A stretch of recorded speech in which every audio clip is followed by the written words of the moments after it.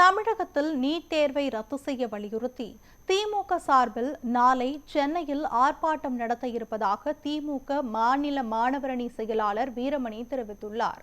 தருமபுரி மாவட்டம் பாலக்கோடு அருகே எண்டப்பட்டி கிராமத்தை சேர்ந்த ராமகிருஷ்ணன் என்பவரின் மகளான ரோஷ்னி என்ற மாணவி நேற்று முன்தினம் நீட் மறுதேர்வு அச்சத்தில் உயிரை மாய்த்து கொண்டார். அவரது குடும்பத்தினரை திமுக மாநில மாணவரணி செயலாளர் வீரமணி, முன்னாள் அமைச்சர் பழனியப்பன் மற்றும் கட்சி தொண்டர்கள் சந்தித்து ஆறுதல் தெரிவித்தனர். அப்போது செய்தியாளர்களிடம் பேசிய வீரமணி, மாணவர்களை நீட் அச்சத்திலிருந்து மீட்க தமிழகத்திற்கு நீட்டிலிருந்து விலக்கு அளிக்க வேண்டும் என்று தெரிவித்தார். இது தொடர்பாக திமுக சட்டமன்றத்தில் 2 முறை தீர்மானம் நிறைவேற்றியதாகவும் பாஜக மாணவர்களை பழிவாங்கி வருவதாகவும் கண்டனம் தெரிவித்தார்.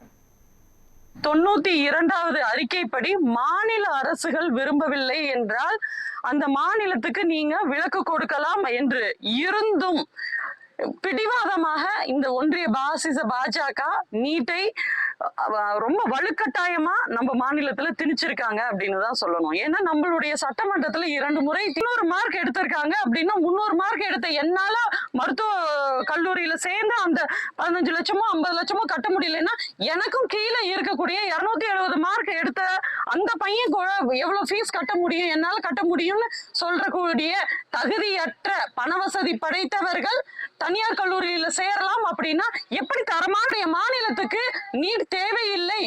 இது கடுமையாக திராவிட முன்னேற்ற கழகத்தின் சார்பாக நாளை ஜூன் 23ஆம் தேதி திராவிட முன்னேற்ற கழக தலைவர் மாண்புமிகு எங்களுடைய தலைவர் அவர்கள் சார்பாகவும் இளம் தலைவர் அவர்களுடைய சார்பாகவும் நாளை சைதாப்பேட்டை கலைஞர் வளைவில் பெரும் ஆர்ப்பாட்டத்தை திரட்டி உள்ளோம். எங்களுடைய தமிழ்நாட்டிற்கு நீட் விலக்கு கண்டிப்பாக கொடுத்தாக வேண்டும் என்று பாசிச பாஜகவை இந்த நேரத்தில் வலியுறுத்திக் கொள்கிறோம்.